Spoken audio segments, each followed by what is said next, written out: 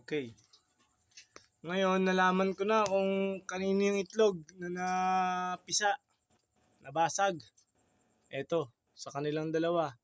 Si Kulit at si Goldie. Kaya ngayon, ang nilimliman ni Goldie, isang piraso lang. Isa lang ang malilimliman niya. Ayan. Bilang pa tayo ng mga 8 days pa. Pipisa na to. Kaya lang, isa lang. Ito si Kulit. Sila ang couple. Ayan, sila ang couple na dalawa. Si Kulit at si Goldie. Ito si Kulit, isa siyang Taiwan bird. Tapos si Goldie, isang Belgium bird. Belgium siya. Naka-magnetic yung paa niya.